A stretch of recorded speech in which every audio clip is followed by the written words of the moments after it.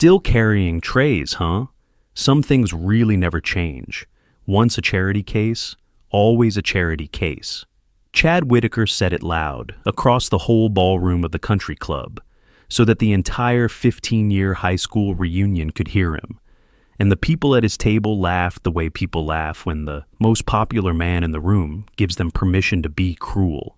Nicole Carter stood 3 feet away in a plain black caterer's uniform, a tray of champagne balanced on one hand, and she did not flinch.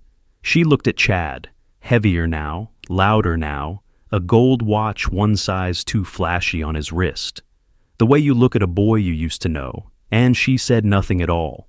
What Chad Whitaker did not know, what not one single person raising a glass in that beautiful room knew, was that the woman they thought was pouring their drinks owned the crystal in their hands. She owned the ballroom they were standing in. Her name was on the deed to the entire country club, and in about an hour, every last one of them was going to find out. Before this room finds out who actually owns the building they are standing in, tell me in the comments where you're watching from today. Please leave a like, subscribe to the channel, and let's dive back into the story. Her name was Nicole Carter. She was 34 years old, and the last time most of these people had bothered to look at her, she had been the poorest kid in the senior class. She had not planned to be in the ballroom that night at all. She owned the club, had bought it 18 months earlier, quietly, through her hospitality company, the way she bought everything, without fanfare and without her name on the press release. She had a dozen properties now, and she did not visit them to be seen. She visited them the way a careful owner does on ordinary nights, to watch how the staff were treated and how the rooms actually ran when no one important was supposed to be looking. She had come tonight only because the event manager had called in sick, and Nicole never let a big booking run without an owner's eye on it. She had not even registered until she walked through the service door with a tray in her hand to help a short-staffed floor that the big booking in Ballroom A was her own high school reunion. She almost laughed when she saw the banner. Welcome back, class of 2010. She had not RSVP'd. She had not planned to come within 50 miles of these people for the rest of her life. And here they were, 400 of them, in the building she owned, drinking the wine she had paid for, and not one of them had looked at her face long enough to recognize it. That was the thing about being invisible to a certain kind of person. It does not wear off. 15 years had passed. She had built something most of them could not dream of, and she had still walked the length of that ballroom carrying a tray and watched their eyes slide off her like rain off glass. To them, she was the help. The help does not have a face. And the truth was, she had let them think it because some quiet, careful part of her had wanted to see it. Wanted to know whether the people who had decided when she was 17 that she was nothing would still decide it now, when she had a tray in her hand and a name tag that just said, staff. Chad Whitaker had answered that question for her, loudly, in front of everyone. She remembered Chad. Of course she remembered Chad. Everyone remembered Chad.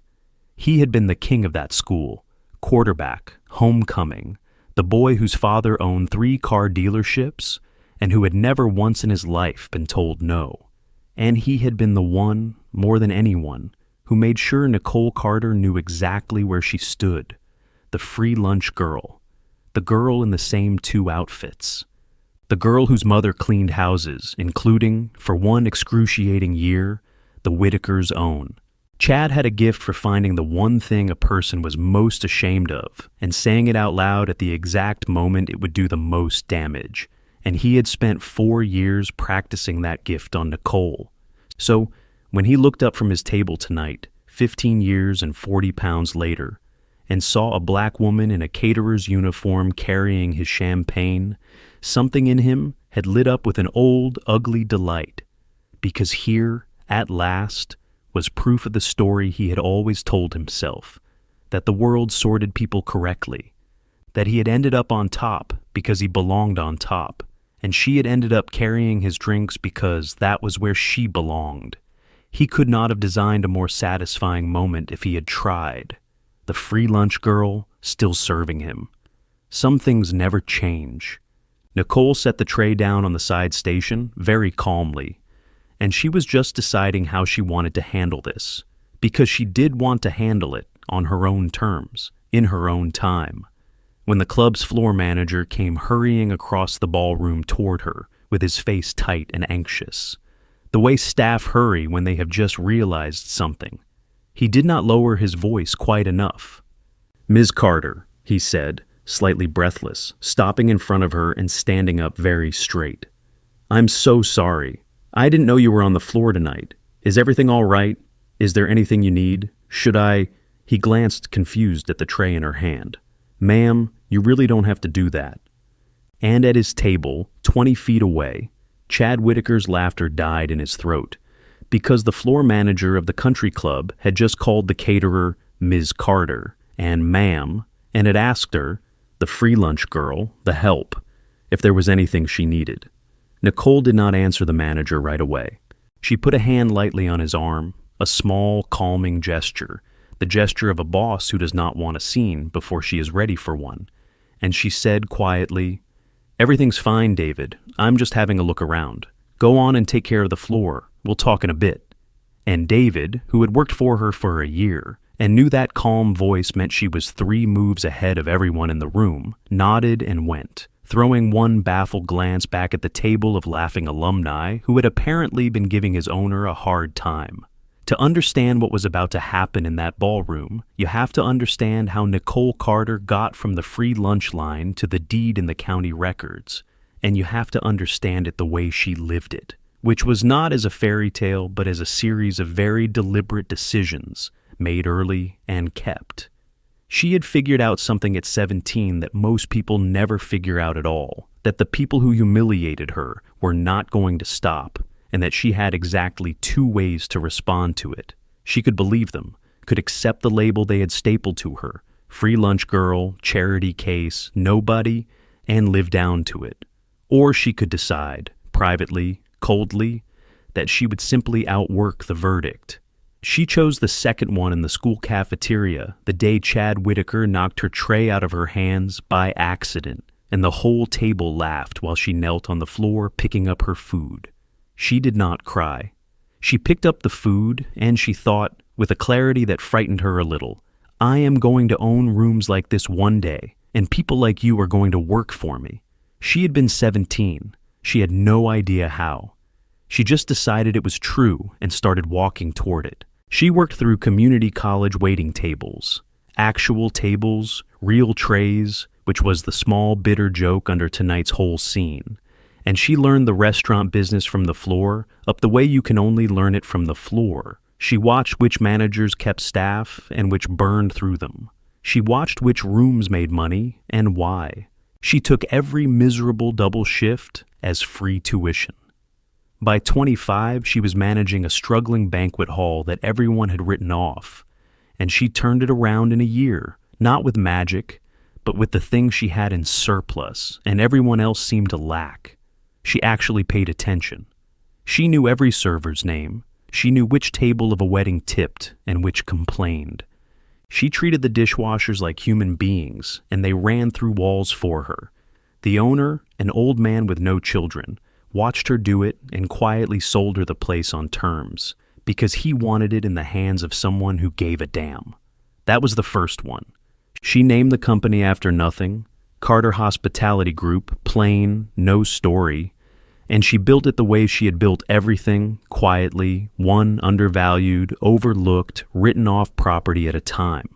A failing club here, a tired hotel restaurant there, places everyone else saw as nothing, that she saw, correctly, as nothing, only because no one had bothered to pay attention to them.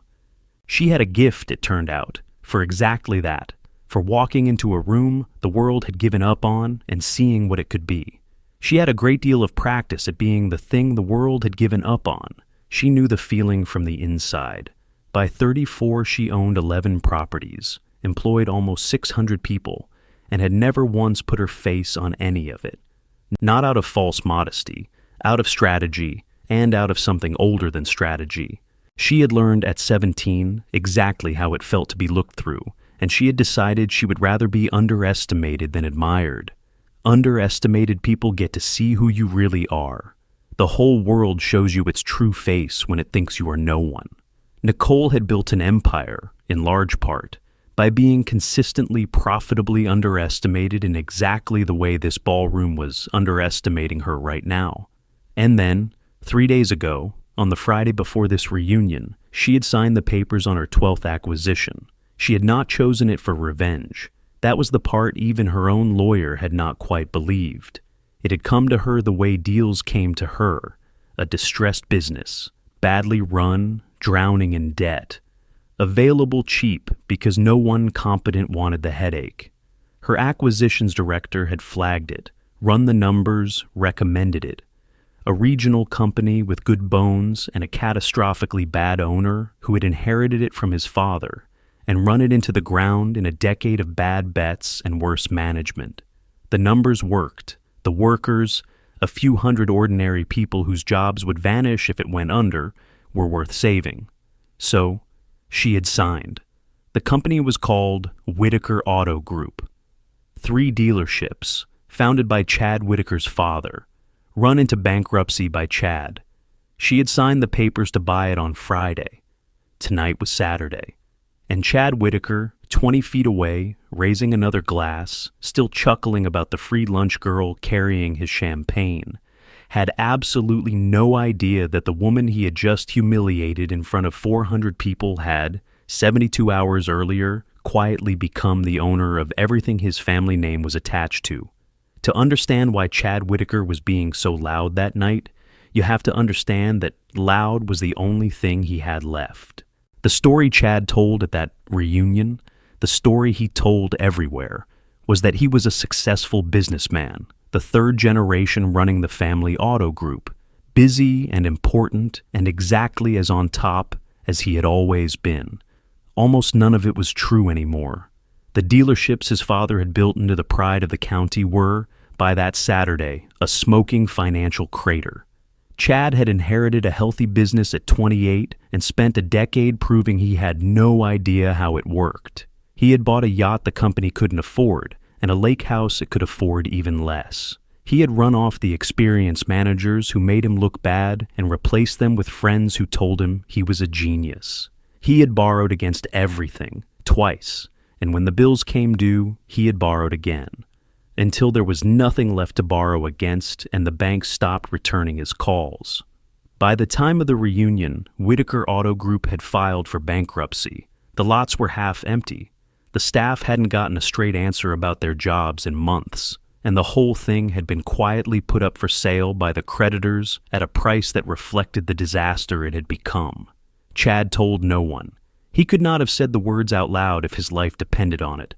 The boy who had been the king of the school had built his entire adult identity on a single brittle idea, that he was a winner, that he belonged on top, that the world had sorted him there correctly, and the truth that he had been handed everything and broken all of it was the one thing he could not afford to look at directly. So, he didn't. He drank, and he bought rounds he couldn't pay for, and he got louder, and cruelty for a man like Chad was a kind of medicine.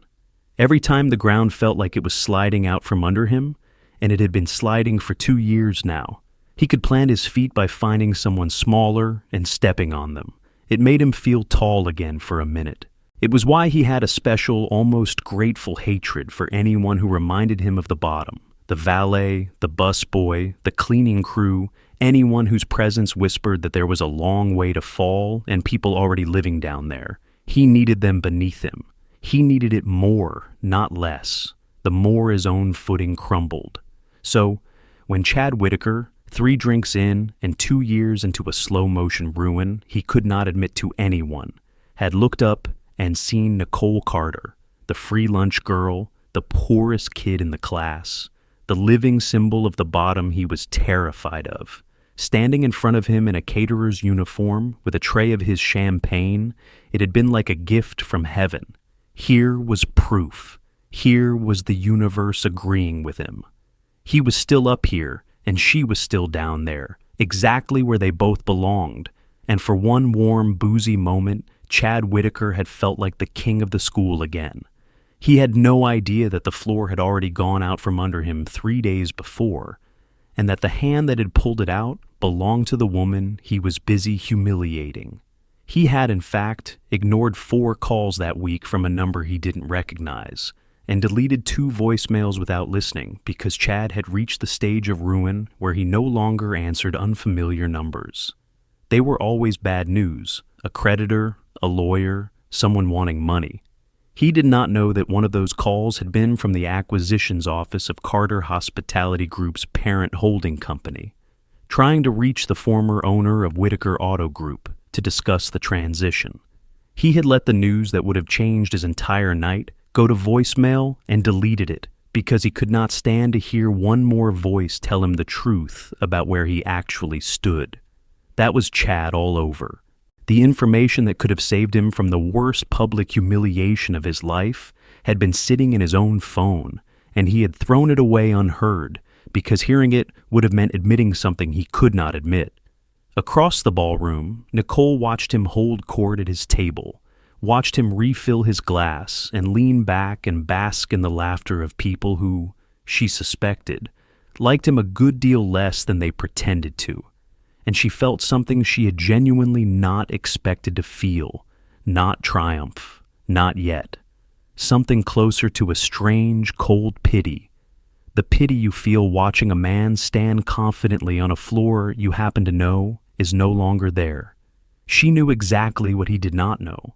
She knew where he actually stood. And she understood in that moment that she was not going to have to do a single cruel thing tonight to ruin Chad Whitaker. She was only going to have to let the truth arrive and stand back and watch it land. She was still deciding how long to let him enjoy himself first when Chad solved the problem for her. He spotted her again across the room, and a grin spread over his face, and he lifted his empty glass high in the air and snapped his fingers, actually snapped his fingers, and called out loud enough to turn heads 3 tables over. "Hey, sweetheart, free lunch. Yeah, you. Glasses are empty over here. Come earn that tip, if you even know what one looks like." The room heard it. That was the thing about Chad. He never could resist an audience, and the snap of his fingers and the words free lunch carried across enough tables that a little pocket of silence opened up around him, the uncomfortable hush of people who have just watched someone go a step too far. Nicole set down the cloth she'd been holding, and she walked toward Chad's table, unhurried, her back straight, the same walk she'd had at 17 crossing a cafeteria with her chin up after he'd dumped her tray. Except now, the walk had a country club behind it. People turned to watch her come. She stopped a few feet from his chair, folded her hands in front of her, and looked at him with a calm that should have warned him. "Hello, Chad," she said. "You look well." He blinked, thrown for half a second that the help knew his name, then recovered into a smirk. "Course I look well. Some of us landed on our feet." He waggled the empty glass at her. "You gonna pour, or you gonna stand there? I know it's been a long 15 years, but I figured you'd at least be good at this part by now." A few people at his table laughed, a few didn't, and Nicole did not take the glass. "I'm not going to pour your champagne, Chad," she said pleasantly, "but I'll make sure someone does. David." She didn't raise her voice. She didn't have to. The floor manager was already at her shoulder. "Would you have someone take care of table 4? And bring me the event folder when you have a second. I want to check the banquet count against what the kitchen sent up."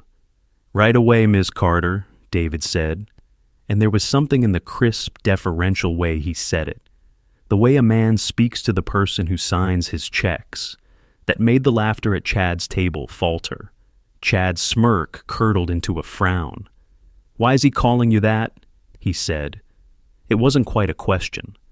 "Why is he calling you Ms. Carter like you're—" He stopped. He looked at David. He looked at the way 2 passing servers had slowed and straightened up when Nicole spoke. He looked for the first time all night actually at her, at the quiet, expensive watch he hadn't noticed under the uniform sleeve, at the way she stood in this room like it belonged to her. "Because that's my name," Nicole said. And because I own the building you're sitting in." For a moment, Chad just stared. Then he barked out a laugh, too loud, the laugh of a man grabbing for the version of reality he was comfortable in. "Okay, sure, right. The free lunch girl owns the country club." He looked around his table for backup and got a few uncertain chuckles. "What is this you tell people that? You walk around in the apron telling people you own the place? Honestly, that's a little sad, Nicole, even for Carter Hospitality Group," she said, still pleasant, still unhurried. "We acquired the club 18 months ago. The renovation of this ballroom you're all enjoying, the new floor, the chandeliers your wife was admiring when you came in. That was my project. I approved the wine you're drinking. I approved the menu. And I approved the very generous discount the reunion committee got on this room, which," a small, cool smile, "you're welcome for." The pocket of silence around the table had grown. Phones were coming out now. Somebody 2 seats down from Chad was already typing Carter Hospitality Group into a search bar with their thumbs, the way people do when a claim is either about to be demolished or about to detonate. Chad's face had gone an unattractive shade of red. He was a man who had spent his whole life being the one who decided who was up and who was down, and the floor was tilting in a direction he had no framework for. So he did what men like Chad always do when the ground moves. He got louder and meaner and reached for the thing he was sure could not be taken from him. "You know what? I don't care if you bought yourself a building," he said, shoving his chair back and standing, swaying a little, jabbing a finger at her across the table. "Doesn't change a thing about who you are. You can put on a fancy name and buy yourself a clubhouse. But I know where you come from. Everybody here knows where you come from. You were nothing then, and you're nothing now. You're just nothing in a nicer building." He looked around for the laughter that used to come automatically when he said things like that. It didn't come. The room had tipped all the way over, and Chad, 3 drinks in, 2 years into a ruin he wouldn't name, was the last person standing who couldn't feel it. And across the table, the man who'd been thumb-typing into his phone suddenly went very still, staring at his screen, and then looked up at Chad with an expression that was almost frightened and said, Chad, man, you're gonna want to see this." The man with the phone, Kevin Pruitt, who had played left tackle next to Chad and spent 15 years as his loyal echo, turned the screen around so the table could see it. It was a business magazine profile, a year old, with a photograph. The headline read, "The Quiet Empire, How Nicole Carter Built One of the Region's Fastest Growing Hospitality Groups Without Anyone Noticing." And the photograph, unmistakably, was of the woman standing at their table in a caterer's uniform. 11 properties, Kevin read aloud, his voice getting smaller as he went. "Almost 600 employees. It says here Chad, it says she's worth like." He stopped and didn't say the number, but his face said it for him. The silence at the table was now total, and it was spreading outward across the ballroom as the news rippled table to table, the way news does at a reunion, on 100 phones at once. The free lunch girl, the caterer, 11 properties, owns the club. The story everyone in that room had carried for 15 years, the story of who Nicole Carter was being rewritten in real time, in their hands, and they were all watching it happen. If you have ever been written off by a room full of people who decided who you were before you got a chance to decide it for yourself, stay with me, because this is the part that matters. Tell me in the comments where you're watching from, hit that subscribe button, and let's get back to that ballroom, because Chad still has no idea the worst of it is coming. Because Chad, to his credit or his doom, was not capable of graceful surrender. A different man might have sat down, gone quiet, found Nicole later to mumble something, not Chad. The story that he was on top and she was on the bottom was not just a story to him. It was the floor he stood on, the only one he had left, and he would rather go down swinging than let it be taken. So he did the thing that would make everything that came after so much worse. He doubled down. "Oh, great, wonderful. So you got rich. He spread his arms wide, playing to the room, except the room wasn't with him anymore, and he couldn't tell. Good for you, Nicole. Real inspiring. You want a round of applause? You want us all to clap for the maid's daughter? There was an audible intake of breath somewhere behind him. Because money doesn't change what you were. I could lose every dollar I have tomorrow, and I'd still be a Whitaker, and you could buy this whole town, and you'd still be the girl whose mom scrubbed my family's toilets. Some things you can't buy your way out of, sweetheart. It was an astonishing thing to say, and the room received it in horrified silence, and Nicole, who had been called worse by this exact man in this exact tone 15 years ago, did not flinch even a little. She had spent a long time, in therapy and out of it, learning that the cruelty of a man like Chad was a confession, not a verdict.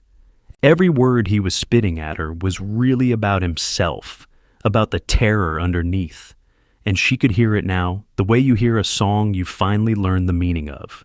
He was not describing her. He was describing the thing he was most afraid of, losing every dollar he had tomorrow.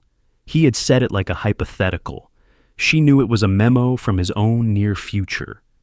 "You're right," she said quietly, and the simple agreement startled him into silence. Money doesn't change what I was. I was a kid who was hungry and proud, and worked harder than anyone in this room, and got laughed at for it by a boy whose father gave him everything. That's what I was. I'm not ashamed of 1 second of it. She tilted her head. But Chad, you keep saying you're a Whitaker, like that's the thing that can't be taken from you, like the name's a floor under your feet. She paused, and there was no cruelty in it, only a terrible level calm. When's the last time you actually checked on that floor? Chad's smirk flickered. What's that supposed to mean? And right then, the timing was almost too perfect. The kind of timing that only happens when a thing has already been set in motion days before and is simply arriving on schedule. Chad's phone, face up on the table, lit up and began to buzz. And the name on the screen, big enough for half the table to read upside down, was his company's bankruptcy attorney, calling on a Saturday night for the 3rd time that day. Kevin saw it, Chad's wife saw it, and Nicole, who knew exactly why that lawyer was calling on a Saturday night, simply looked down at the buzzing phone and then back up at Chad and waited. Chad grabbed the phone off the table and silenced it, jamming his thumb on the screen, and shoved it into his jacket pocket. But the damage was done. Too many people at that table had seen the words on the screen, and the words were bankruptcy counsel and at a reunion on 100 phones that travels faster than anything. It's nothing, Chad said too fast. Business, you wouldn't understand. But his voice had lost something, and he knew it, and the knowing made him reach for the bottle again, with a hand that wasn't quite steady. It was his wife who broke it open, in the end, not Nicole. Brittany Whitaker had sat through 15 years of being married to the king of the school, and she had spent the last 2 of them watching the money disappear, while her husband told her everything was fine, told the bank everything was fine, told everyone everything was fine, while the lake house got quietly sold, and her credit cards started getting declined at the grocery store. She had been holding a brittle, expensive smile in place all night, and something about watching Chad stand here drunk, humiliating a woman who turned out to be worth more than everything the Whitakers had ever owned, while his bankruptcy lawyer called for the 3rd time. Something in Brittany simply gave out. "It's not nothing, Chad," she said, and her voice was flat and exhausted and carried further than she meant it to. "The lawyers called 3 times today. You haven't told anyone here the truth, have you? You're standing here doing this, and you haven't told a single soul that the dealerships are gone." The table went so quiet you could hear the band tuning up 2 rooms away. "Brittany," Chad said, "shut up." "They filed for bankruptcy 2 months ago," Brittany said to the table, to the room, to no one, the words coming out of her in the dead-level tone of a woman setting down a weight she has carried too far. "The creditors put the whole company up for sale, 3 generations, and he ran it into the ground, and he's been too much of a coward to say it out loud. So instead, he comes here and screams at the catering staff to feel like a big man. She laughed, a small, terrible laugh. And it turns out the catering staff owns the building. God, look at us. Chad stood frozen in the wreckage of his own story, his mouth working, no sound coming out. The whole architecture of the night, the king holding court, the free lunch girl serving his champagne, the universe sorting people correctly, had just collapsed in front of 400 people, and it had been his own wife, not Nicole, who pulled the last beam out. And Nicole felt no joy in it. That surprised her, a little, even then. She had imagined this man's downfall more than once over 15 years. Everyone imagines it, the day the bully gets his. And now that it was happening in front of her, she found that it tasted of nothing. He was just a frightened man who had been handed a kingdom and broken it, standing in a room that had finally stopped laughing at his jokes, married to a woman who clearly hadn't loved him in years. There was nothing to gloat over. There was only the truth, arriving on schedule, doing what the truth does. But there was one more piece of it that nobody in that room knew yet. They knew now that Whitaker Auto Group was bankrupt. They knew it had been put up for sale.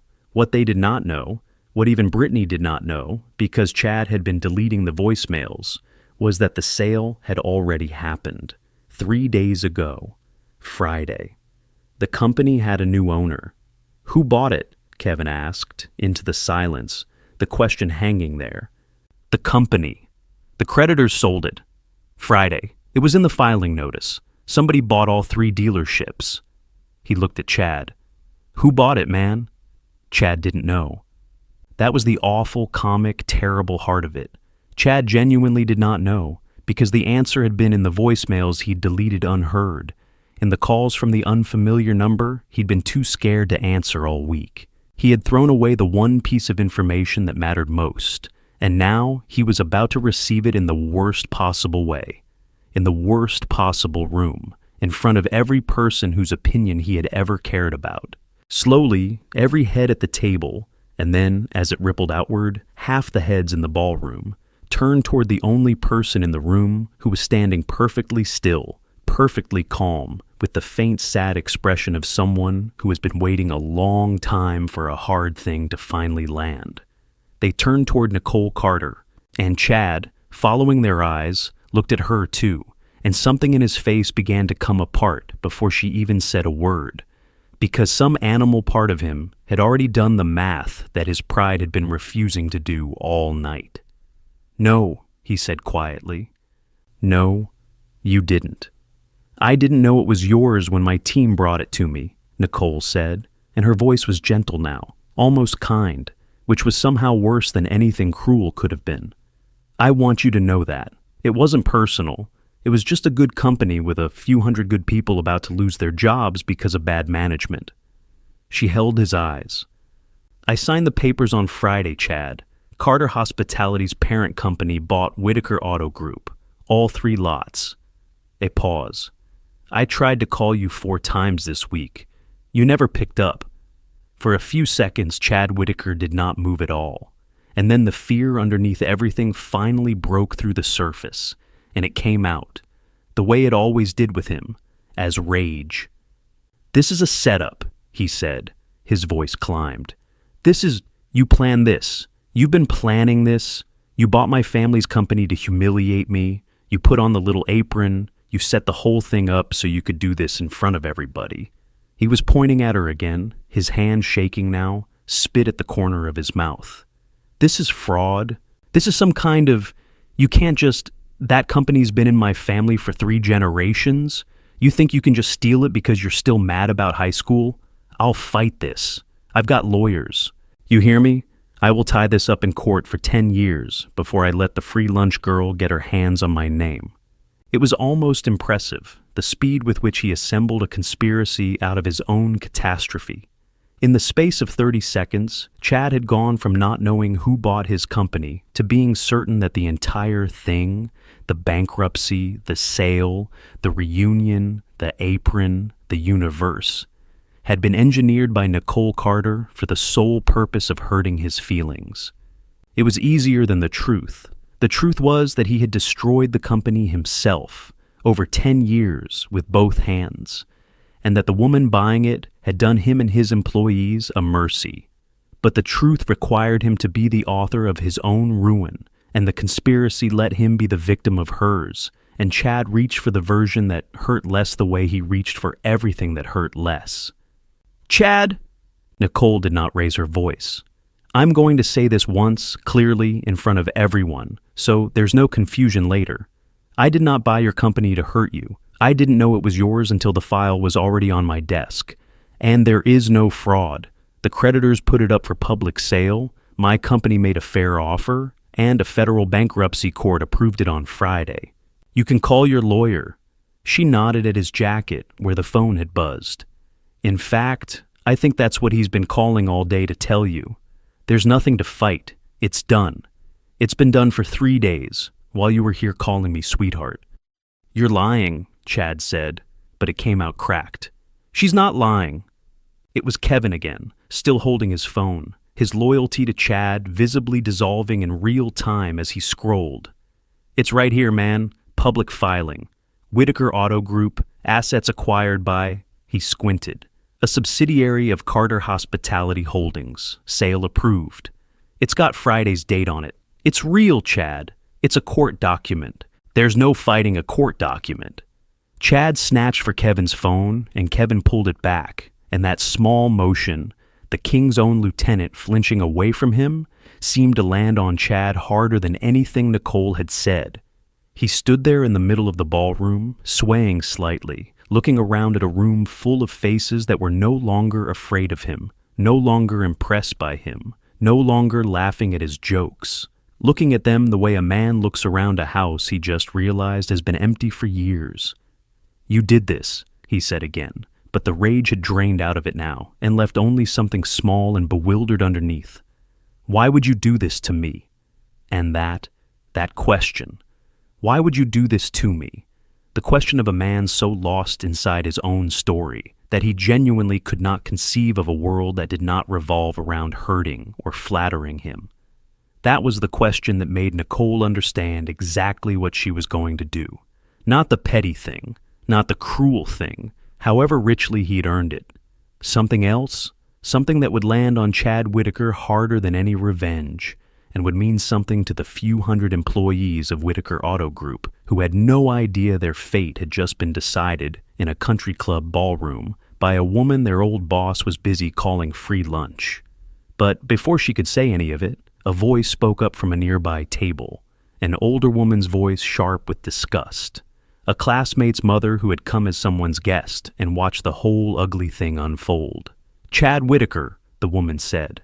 "I cleaned houses on the same crew as that girl's mother for 9 years. Sit down and be quiet. You have embarrassed yourself enough for one lifetime." And from somewhere in the back of the ballroom, someone, no one ever figured out who, began slowly to clap. Not for Chad, for the woman in the caterer's uniform. The clapping started to spread, the way it does, a few hands and then a few more, and Nicole did something that surprised everyone. She held up a hand and stopped it. "No," she said. "Don't. That's not, I didn't tell you any of this so you could clap."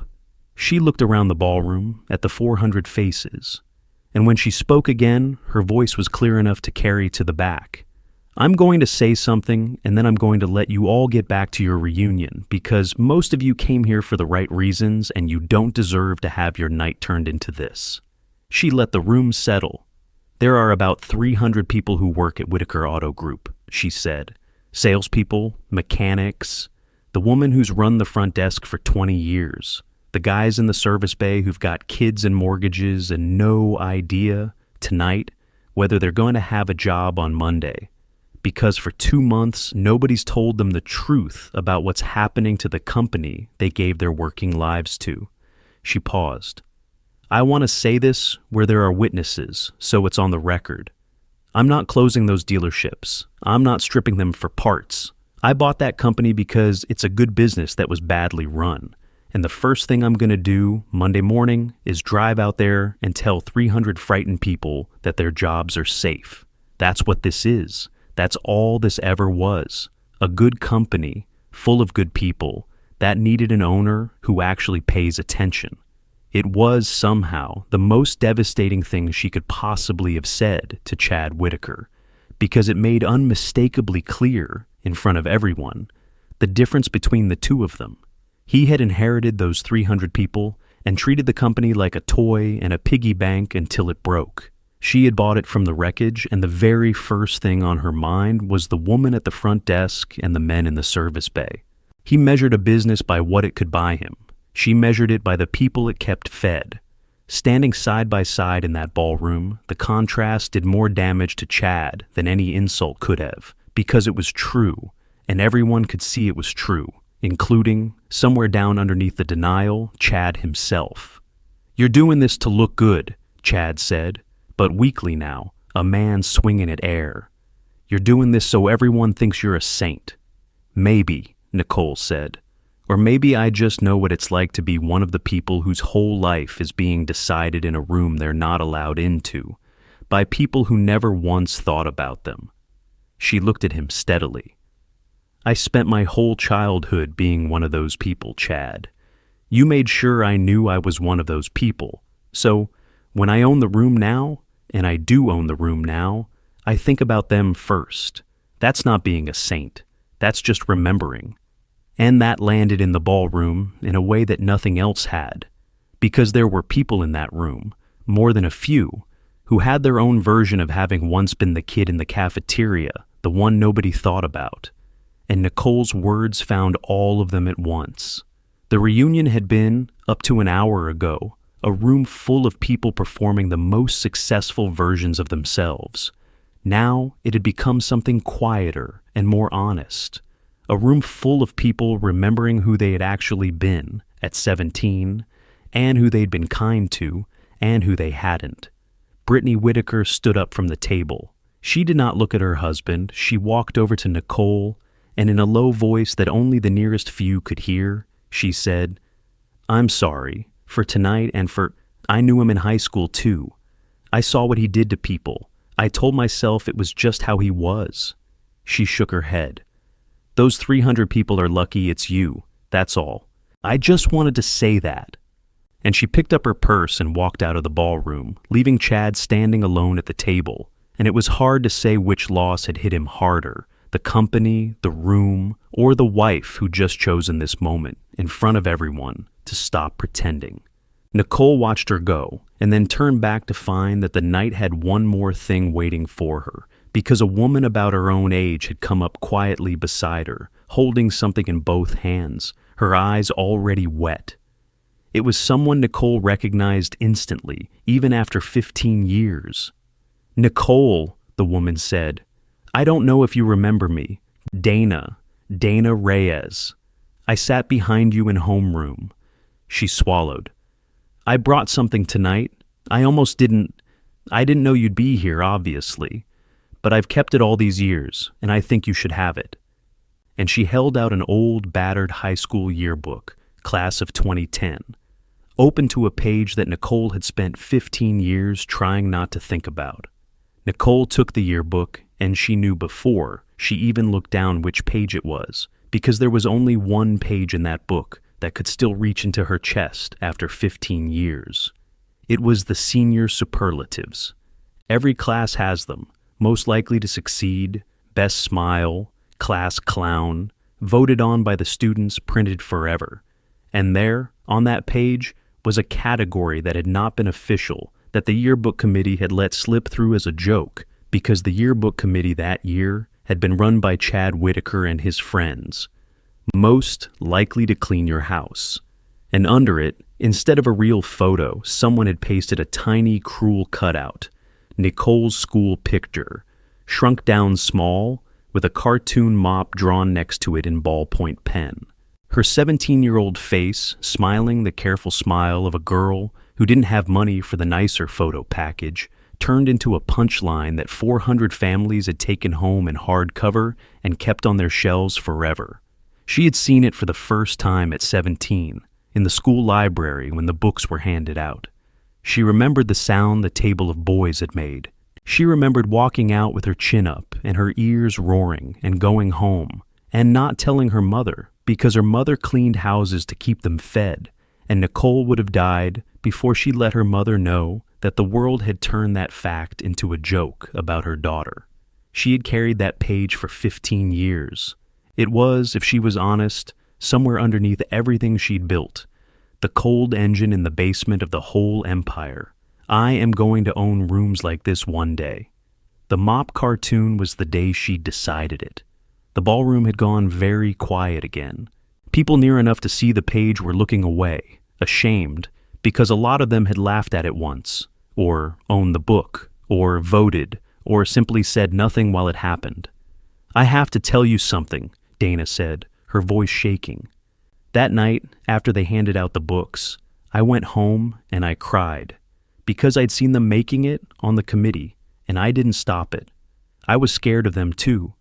I was a coward, and I let them do that to you, and I've thought about it for 15 years.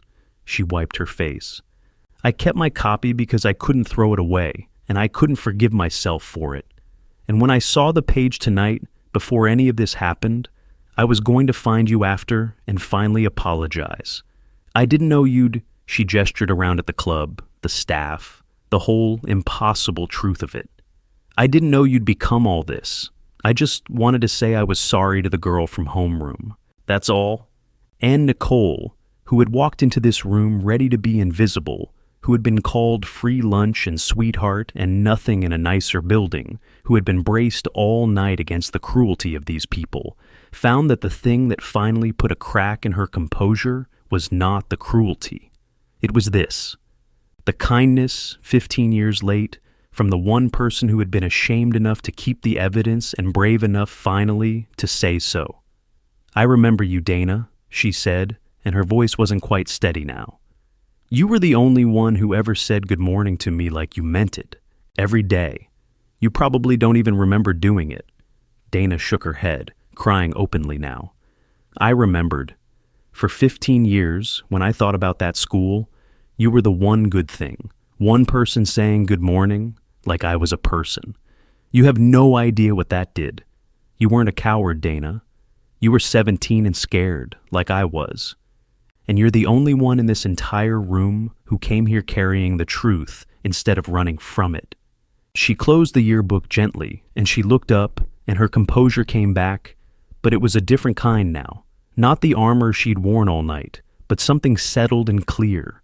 She held the book up slightly so the room could see the cover, if not the page. "I kept the idea of this book in my head for 15 years, she said to all of them. "This page, it's part of why I am where I am, honestly. I'm not going to pretend it isn't. Cruelty is a kind of fuel. It works. You can build a whole life out of proving people wrong." She paused. "But I want to tell you something I only figured out recently, and it cost me a lot to learn it. Proving them wrong is not the same as being free of them. I built an empire to answer a mop cartoon drawn by a 17-year-old, and the whole time I was still letting that boy hold the pen." She set the yearbook down on the table. "I'm done letting him hold the pen. Starting tonight." And she turned to look at Chad, who was still standing there, alone, ruined, the last person in the room who hadn't moved. And what she said to him next was not what anyone, least of all Chad, expected. "Chad," she said, "I'm not going to humiliate you. I know that's what everyone in this room is waiting for. And I know it's what you'd have done if our places were swapped, and our places almost were swapped. That's the thing you'll never understand. The only difference between us is which family we got born into. You got the dealerships and the big house and a father who handed you the world, and you still managed to end up here. I got a mother who cleaned houses and a mop cartoon in the yearbook, and I ended up owning the room. So spare me the idea that you were ever better than me. We both know how that experiment turned out." Chad said nothing. There was nothing left to say it with. "Here's what's going to happen," Nicole went on, and now she was all business, the voice of the woman who ran 11 properties and 600 people. "Monday, I'm going to keep 300 of your former employees in their jobs. The people you were happy to let drown rather than admit you'd failed. I'm going to bring in real managers, the kind you ran off because they made you look bad, and that company your father built is going to be healthy again inside 2 years. None of that has anything to do with you. You won't be part of it. You sold it. It's mine. You're done. She let that sit. And the last thing, I'm not going to say a word about tonight. Not to the papers, not online, not to anybody. Not because you deserve the mercy, because those 300 employees don't need their new owner starting off by turning their old boss into a viral punchline. They've been through enough. So, this stays in this room. It was, everyone present understood, an act of staggering restraint, and also the single most crushing thing she could have done, because she was denying Chad even the dignity of being worth her revenge. She wasn't going to destroy him. She was going to do something far worse. She was going to be done with him. To walk out of that ballroom and never think about him again. The way you stop thinking about weather once you're indoors.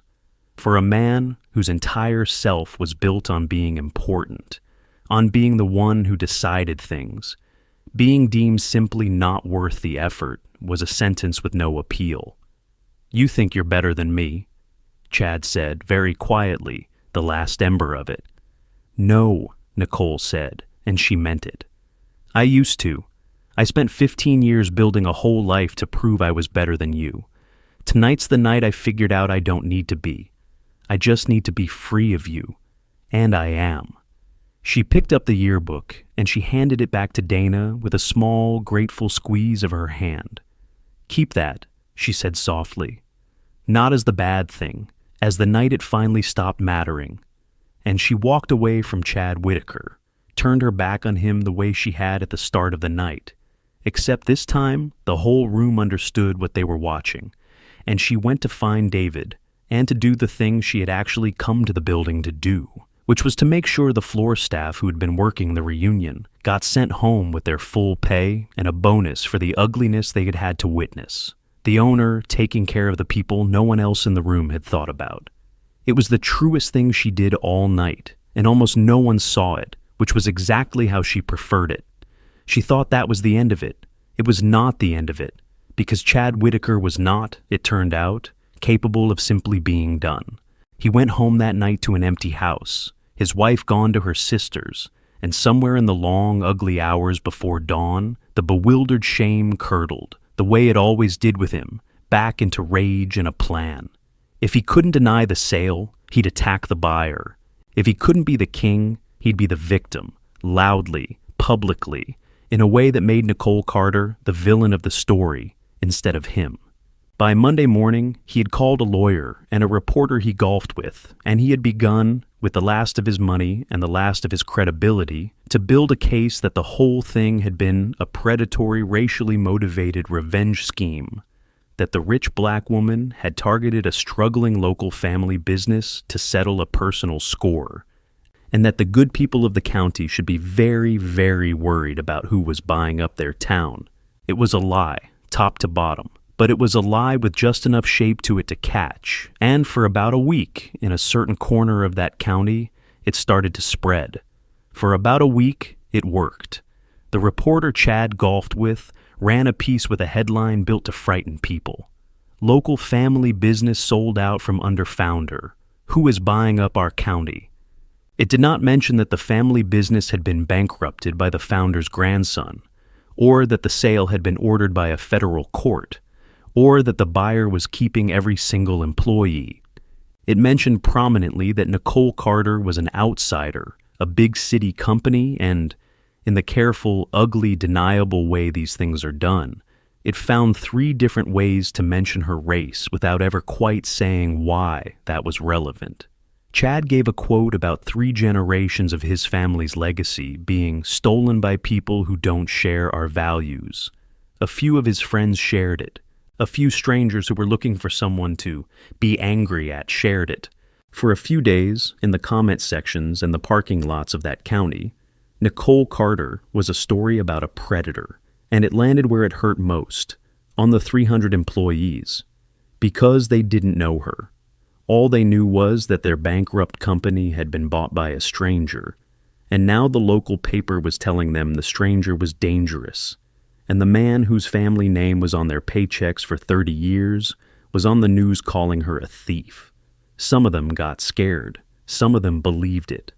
The woman who'd run the front desk for 20 years called the others and asked if they should all be looking for new jobs before the outsider gutted the place.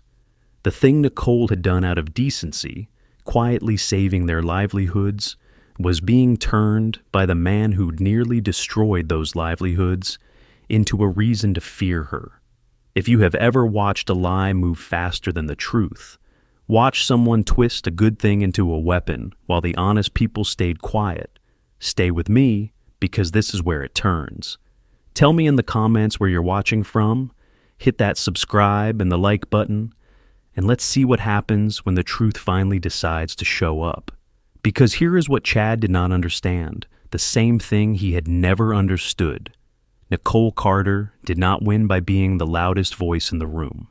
She won by paying attention, by doing the unglamorous work, and, this was the part that finished him, by having spent her whole life building the habit of treating ordinary people like they mattered, so that when she needed them, they were already on her side. She did not hold a press conference. She did not sue the paper, though she easily could have. Instead, on the Monday the article ran, she did exactly what she'd promised in the ballroom. She drove out to the dealerships herself, alone. No entourage.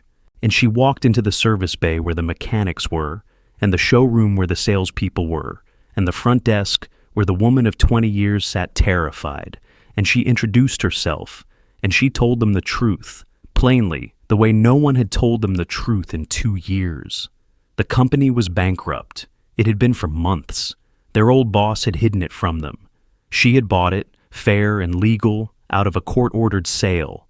And not one of them was losing their job. In fact, the first thing she was doing was restoring the raises Chad had frozen and the bonuses he had canceled, because a company is only as good as the people who show up to run it, and she intended to keep every one of them.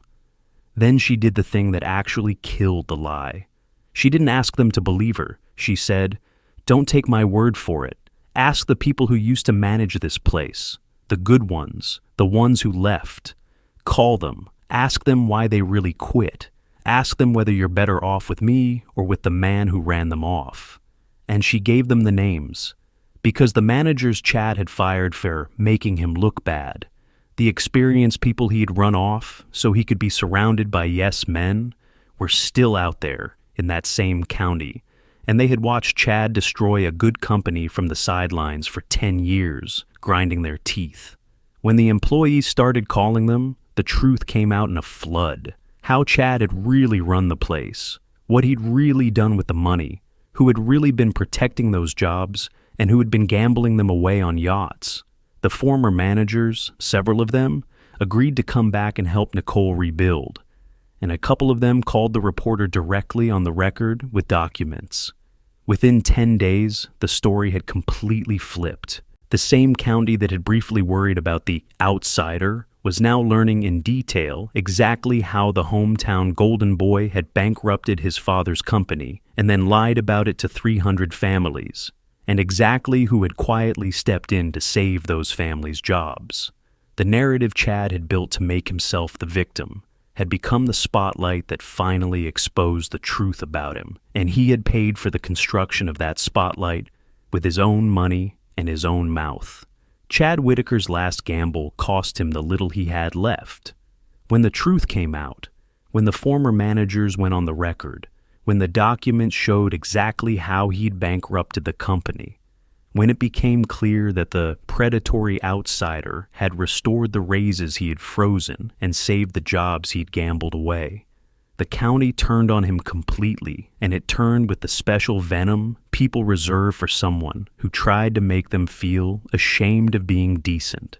The reporter who'd run the original piece printed a long correction that was really an exposé because he did not enjoy having been used, and because the documents were undeniable. Chad's remaining friends stopped returning his calls.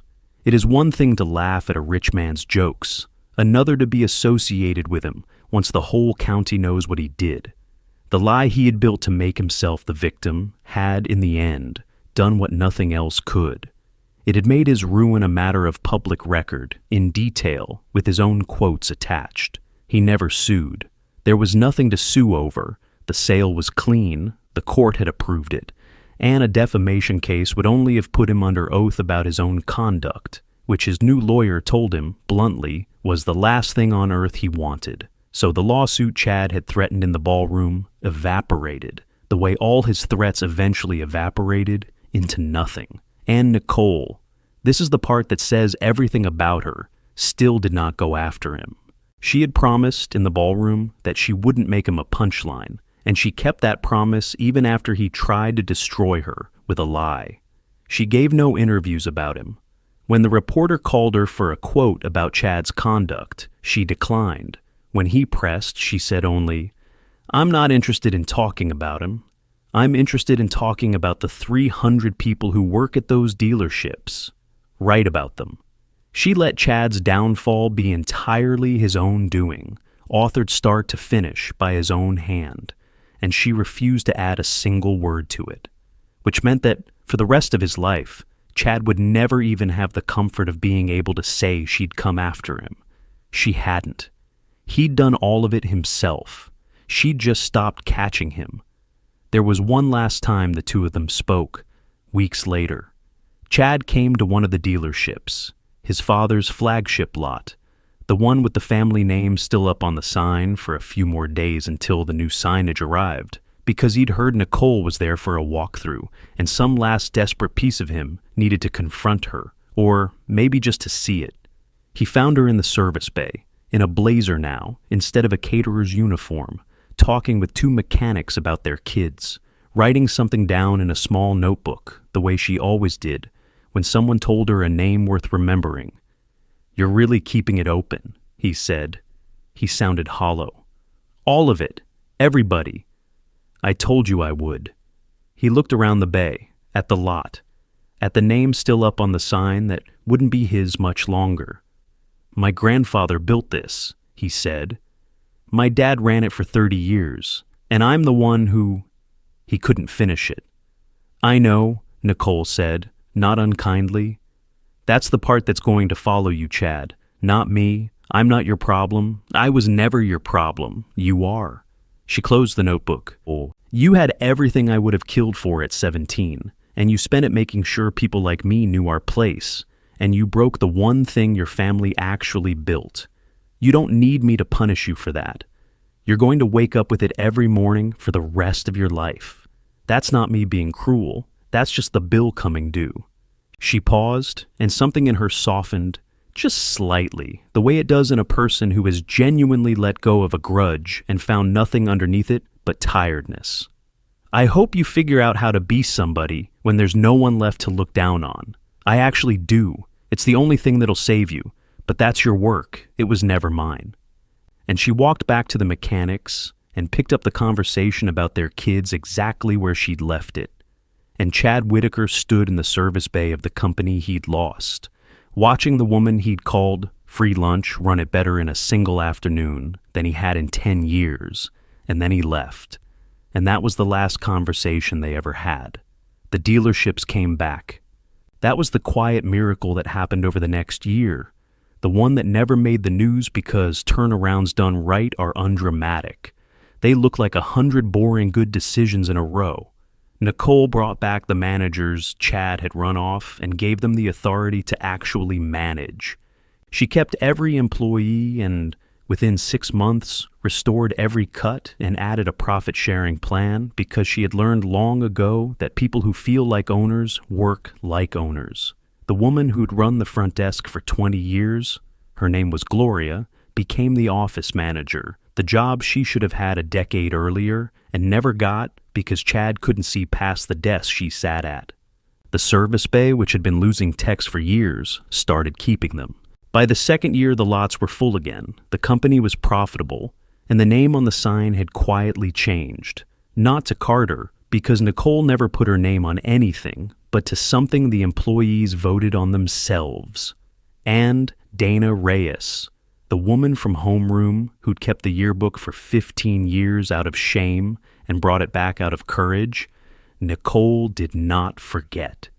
A week after the reunion, she called Dana and they had lunch, and somewhere in that lunch, Nicole learned that Dana had spent 15 years as an underpaid, overlooked office worker, the kind of competent, decent, invisible person that companies run on and never reward, the adult version of exactly the person Nicole built her whole business around finding. Nicole did not offer her charity. She offered her a job, a real one, running guest relations for 2 of the properties, because Dana had the one quality Nicole valued above any resume. She had been kind when it cost her something, and brave when it was overdue, and you cannot teach that. Dana took it. She turned out to be extraordinary at it. The good morning she'd given a lonely girl 15 years ago turned out to be the most important professional reference she ever had, though neither of them would have put it that way. Because that was the pattern of how Nicole rewarded people. Once you watched her long enough, she paid attention to who had been decent when no one was keeping score, and then she changed their lives, quietly, the way someone had never quite managed to change hers when she needed it. She had built an empire by finding undervalued buildings. It turned out she ran it by finding undervalued people, the Glorias and the Danas, the front desk lifers and the runoff managers and the night shift nobodies, and giving them the one thing the Chads of the world never thought to give anyone, a real look and then a real chance. She thought about that a lot in the months after the reunion, about how close she had come to becoming something colder, because the truth she had admitted in the ballroom was a real truth. Cruelty had been her fuel for a long time, and a person who runs on that fuel can build impressive things and still end up hollow. She had spent 15 years quietly aiming her whole life at a mop cartoon and a boy with a pen, and the night she finally faced him, she discovered that beating him had never actually been the point, that the win she'd really wanted was not to own the room he was in, but to stop needing his verdict to matter at all. She'd gotten both, in the end. But only one of them set her free. There was a moment, about a year out, that she kept. She was at the flagship dealership for an employee appreciation lunch, her idea. Chad had never thrown one in a decade, and Gloria, the front desk woman turned office manager, stood up to say a few words and got flustered and ended up just saying, "I worked here 20 years and I was a chair to the old boss, like a piece of the furniture. First week the new owner was here, she asked me my name and my kids' names, and she wrote them down." Gloria's voice cracked. 20 years and nobody wrote down my kids' names. That's all. That's the whole difference. She wrote it down. And Nicole, sitting at the back where owners should sit, thought about a door frame she'd never seen in a house she'd never visited in another part of the city, where another quiet person had spent another 50 years writing down names. Though she didn't know that story, and never would, she just knew, in her own life, that the writing down was the whole thing. It always had been. The people who win the right way are simply the people who bothered to learn your name and meant it. And there are so few of them that when one shows up, it can rearrange a life. She had been on the receiving end of that exactly once from a girl in homeroom who said good morning. It had been enough to build an empire on. She intended to spend the rest of her life paying it back, one name at a time. 2 years on, the story had settled into its final shape, the way these things do. The company Chad's grandfather built was thriving, bigger than it had been even in its best years, 300 jobs grown to nearly 400, run by people who loved it. Chad himself had drifted out of the county.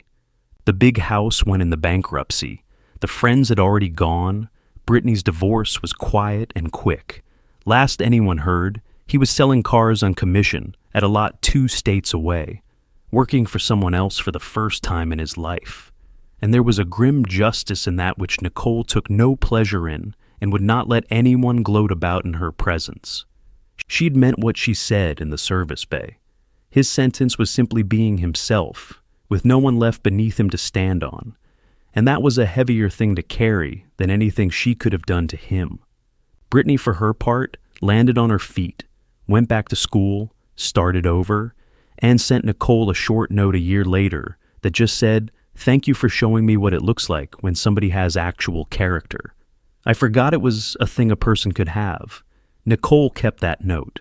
But the part of the story that mattered most to Nicole was not what happened to Chad or even to the dealerships. It was what she did with the things she'd finally figured out in that ballroom, that she'd spent 15 years building a life to answer a cruelty, and that the answer that actually set her free was not revenge, but its opposite, making sure the next kid never got handed the mop cartoon in the first place. So, she built something. Not a building, for once, a program. She called it, with the plain unsentimental practicality that named all her companies, the First Job Fund, and it did one specific thing. It found the kids in that county who were exactly who she had been at 17, poor, proud, written off, working harder than anyone, and getting laughed at for the wrong shoes and the free lunch and the mother who cleaned houses. And it gave them what no one had given her, a real first job, with real pay and a real mentor, inside one of her companies, plus the tuition to go further if they wanted it. Not charity, a chance. The specific, dignified, paying chance that the world hands rich kids automatically and poor kids almost never. She hired the teenagers other employers wouldn't look at twice, the ones with the gap in the resume and the chip on the shoulder, because she knew from the inside that the chip on the shoulder was very often just ambition that had been laughed at, and that ambition that has been laughed at, aimed right, will run through walls. The mechanics and managers at the dealerships took the kids on. So did the hotels and the clubs. Within 2 years, there were dozens of them, then more. Teenagers from the wrong side of that county, standing in real jobs, being taught a trade by someone who knew their name, being told by their paychecks and their mentors the thing Nicole had had to tell herself alone at 17 on a cafeteria floor. You are not what they decided you were. You are going to be somebody. And she did one more thing, a small private thing that she never told anyone about and that the staff at her main office only half understood. She had the yearbook page, that page, most likely to clean your house, with the shrunken photo and the ballpoint mop, professionally framed, and she hung it on the wall of her office behind her desk, where she would see it every single day. Visitors who noticed it assumed it was some kind of joke or a memento, and Nicole never explained. But she knew what it was. It was the receipt. It was the reminder of exactly how cheap the world's verdict on a person can be, and exactly how wrong, and exactly what it costs the people who get handed that verdict young. She did not keep it to stay angry. She kept it so she would never, ever forget what it felt like to be on the other side of the room, so that every hiring decision, every overlooked employee, every kid the First Job Fund pulled out of the cafeteria would pass under that frame page on the way to her desk, and she would remember. The girl in the shrunken photo was smiling her careful, can't afford the better package smile. 15 years later, the woman who'd been that girl ran the rooms now, and she had finally fully understood that the sweetest thing about owning the room was never getting to look down on anyone from it. It was getting to reach back into the cafeteria and pull the next one up. There was one girl, in the 3rd year of the First Job Fund, that Nicole kept, the way you keep the one that tells you the whole thing was worth it. Her name was Imani, she was 17, and Nicole spotted her the way she spotted everything, by paying attention. She'd come into one of the hotels with a school group on a hospitality field trip, hanging at the back, in a uniform polo, a size too big, and shoes that had been white a long time ago, watching everything and saying nothing. While the other kids drifted and joked, Imani had quietly straightened a crooked stack of brochures at the front desk and refolded a throw on a lobby chair that a guest had left bunched and corrected a younger kid who had knocked over a sign, small automatic acts of someone who could not stand to see a room run badly. Someone who already, at 17, had the thing you cannot teach. Nicole watched her from across the lobby and felt something turn over in her chest because she was looking at herself, the girl at the back, the one paying attention, the one nobody was paying attention to. She found out quietly the things she needed to know, that Imani's mother worked nights, that the family was one bad month from the kind of trouble Nicole remembered in her bones, that the girl was sharp as a blade and twice as guarded, that she'd already half decided the world had told her who she was. And Nicole offered her a spot in the first job fund herself, in person, which she rarely did anymore. The girl was suspicious of it, the way Nicole would have been. "What's the catch?" Imani said, arms crossed, 17 and armored. "Nobody gives you a real job and tuition for nothing. What do you want?" "Nothing," Nicole said. "There's no catch. Somebody did this for me once. Well, sort of. Somebody said good morning to me once like I was a person, and it turned out to be enough. I've spent a long time trying to do better than good morning." She handed the girl a card. "I want you to come work the front desk this summer, real pay. And I want you to keep paying attention the way you've been paying attention this whole field trip while you thought nobody was watching. Because that thing you do, that's not nothing, Imani. That's the whole business. Most people never learn it. You already have it. I'm just offering to pay you for it while you figure out how far it can take you." Imani took the card. She didn't smile. She was too guarded for that, still.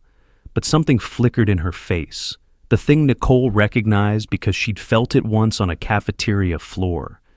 The dangerous, terrifying beginning of letting yourself believe your life might actually go somewhere. "People don't come back for kids like me," Imani said, quietly testing it. "I know," Nicole said. "That's exactly why I do, because I know precisely how it feels when nobody does." She held the girl's eyes. "I'm coming back, Imani. I'll be at that front desk your first day, and I'll know your name, and I'll know your mother's name, and I am not going to look through you the way the world's been looking through you. That's the whole deal. You'll see." And she did. She was there the first day. She knew the names. And Imani, guarded, brilliant, written off Imani, stood at a front desk in a uniform that fit her this time, and began, slowly, over that summer, to become somebody. Exactly the way the woman beside her had. Exactly the way it works when one person decides to pay attention to a kid the world has decided to skip. That was the real ending of the story that began with a man snapping his fingers at a waitress and calling her free lunch. Not the bankruptcy, not the ballroom, not Chad selling cars 2 states away.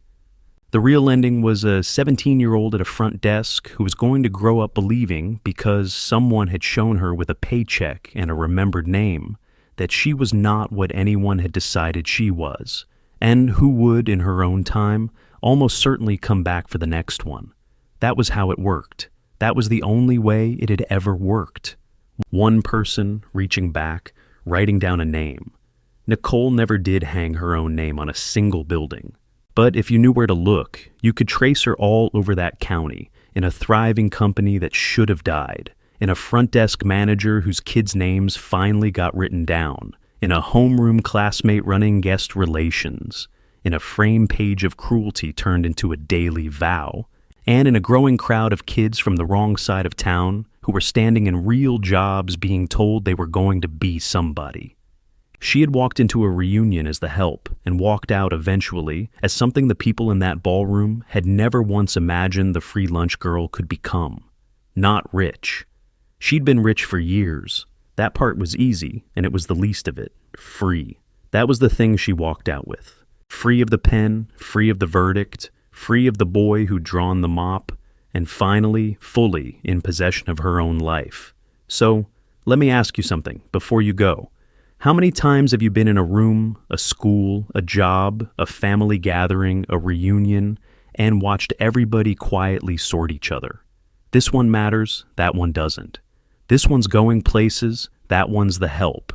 We do it fast and we do it cheap, and most of the time, we don't even know we're doing it. We decide who someone is based on their shoes, their job, their address, the size of their photo in the yearbook, and then we file them away under that verdict and stop actually looking at them.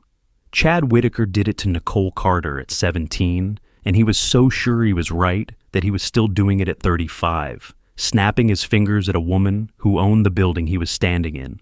He never once updated the file. It cost him everything. And here is the thing I most want you to take with you tonight. The world is full of people being underestimated right now, quietly, daily, by people who are absolutely certain they've got them figured out.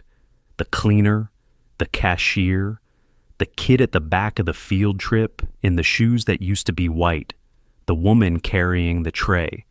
We look at them and we think we know the whole story. And we are so often, so completely wrong because the most remarkable people you will ever stand next to are almost never the ones announcing themselves. They're the quiet ones, paying attention, building something you can't see, waiting, though they'd never put it this way, for the world to find out who they actually are. So don't be the one who finds out the hard way. Don't be Chad, snapping your fingers at the person you've decided is beneath you, only to learn too late that they were the most important person in the room the whole time. It costs you nothing to assume that the quiet person carrying the tray has a whole life you know nothing about, because they do. Everyone does. The free lunch kid grows up. The overlooked employee has a name, and kids whose names matter. The girl you laughed at in homeroom might be signing your paycheck in 15 years, and the only question that will matter then is whether you were one of the ones who said good morning or one of the ones who drew the mop. And if you are the one being underestimated right now, if you're the one carrying the tray, working the double, taking the verdict the world handed you young, then I want you to hear the thing it took Nicole Carter 15 years and a whole empire to learn, so maybe it can cost you less. You do not have to spend your life proving them wrong. Proving them wrong still lets them hold the pen. You just have to keep paying attention, keep doing the unglamorous work, keep your dignity when they try to take it, and quietly, patiently, become so completely yourself that their verdict simply stops being able to reach you. Build the life, but build it for you, not against them. Because the sweetest thing is never getting to look down on the people who look down on you. The sweetest thing is getting free of needing their opinion at all, and then reaching back to pull up the next kid they're about to write off. That's what Nicole did. She walked into that room as the help, and she walked out free, and then she spent the rest of her life making sure the next free lunch kid got a front desk, a paycheck, and somebody who knew their name. If this story moved you, tell me in the comments about a time someone underestimated you, or a time someone reached back and pulled you up when no one else would. And then go be that person for somebody else this week. Hit that like button so more people find this story, subscribe to the channel, and turn on the bell so you never miss the next one. Because in the end, the man who spent his whole life looking down on people lost every single thing he had. And the woman they all called nobody turned out to own the room. And the only thing she ever did with that room, the only thing worth doing, was hold the door open for the next person they had decided didn't belong. Take care of each other, learn their names, and mean it. And I'll